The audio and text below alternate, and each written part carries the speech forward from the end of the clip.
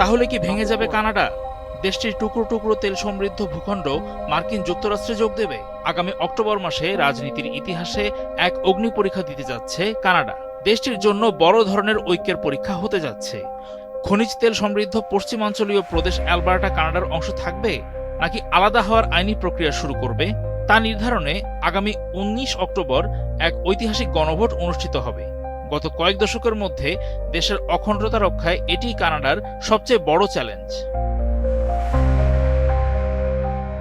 গত 21 মে এক টেলিভিশন ভাষণে অ্যালবার্টার প্রিমিয়ার ড্যানিয়েল স্মিথ এই গণভোটের ঘোষণা দেন। তবে তিনি নিজে ব্যক্তিগতভাবে একটি ঐক্যবদ্ধ কানাডার পক্ষে অবস্থান নিয়েছেন। মূলত বিগত কয়েক বছর ধরে প্রদেশে বাড়তে থাকা বিচ্ছিন্নতাবাদী মনোভাব এবং এক নাগরিক পিটিশনে 3 লাখেরও বেশি মানুষের স্বাক্ষরের প্রেক্ষিতেই সরকার এই গণভোটের আয়োজন করছে। এই গণভোটে ভোটারদের সামনে হ্যাঁ বা না উত্তর দেওয়ার প্রশ্ন থাকছে না।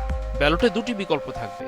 অপশন এ বা প্রথম বিকল্পটি কানাডার সঙ্গে অ্যালবার্টার থেকে যাওয়ার পক্ষে, আর অপশন বি বা দ্বিতীয় বিকল্পটি কানাডার সংবিধান অনুযায়ী অ্যালবার্টার বিচ্ছিন্ন হওয়ার জন্য একটি চূড়ান্ত ও বাধ্যতামূলক গণভোট আয়োজনের আইনি প্রক্রিয়া শুরু করার পক্ষে। বিচ্ছিন্নতাবাদী আন্দোলনের নেতৃত্বে রয়েছে অ্যালবার্টা প্রসপারিটি প্রজেক্ট নামের একটি গোষ্ঠী, যার অন্যতম সদস্য বনিভিলের অস্ত্র ব্যবসায়ী মিচ সিলভেস্ট্রে এবং ক্যালগারির আইনজীবী জেফ্রি রাথ। তাদের অভিযোগ, কেন্দ্রীয় লিবারেল পার্টির পরিবেশ ও অর্থনৈতিক নীতির কারণে জ্বালানি তেল সমৃদ্ধ প্রদেশ অ্যালবার্টার প্রবৃদ্ধি নাকি ব্যাহত হচ্ছে।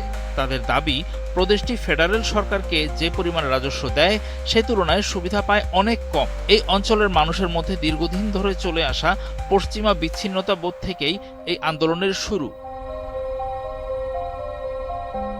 তবে অ্যালবার্টার স্বাধীনতাকামীদের সবার লক্ষ্য কিন্তু এক নয়। কেউ কেউ একে অটোয়ার কাছ থেকে দাবি আদায়ের হাতিয়ার মানছেন, কেউ সম্পূর্ণ বিচ্ছেদ চান, আবার কেউ বা যুক্তরাষ্ট্রের সঙ্গে যোগ দেওয়ার পক্ষে।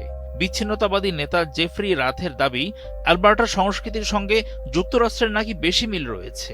এই উদ্দেশ্যে তারা যুক্তরাষ্ট্রের কর্মকর্তাদের সঙ্গে ওয়াশিংটনে একাধিক গোপন বৈঠকও করেছেন। তাহলে কি কানাডাকে যুক্তরাষ্ট্রের অঙ্গরাজ্য করা নিয়ে মার্কিন প্রেসিডেন্ট ডোনাল্ড ট্রাম্পের মিশনই সফল হতে চলেছে? আস্ত কানাডাকে না পেয়ে দেশটিকে ভেঙে চুরে নিজের করে নেবে যুক্তরাষ্ট্র? চলতি মাসের শুরুর দিকে আলবার্টার একটি আদালত আদিবাসী ফার্স্ট নেশন সম্প্রদায়ের সঙ্গে আলোচনা না করায় এই পিটিশনটি বাতিল করেছিলেন।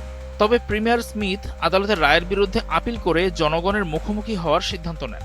অন্যদিকে আদিবাসী নেতারা একে অগণতান্ত্রিক আখ্যা দিয়েছেন।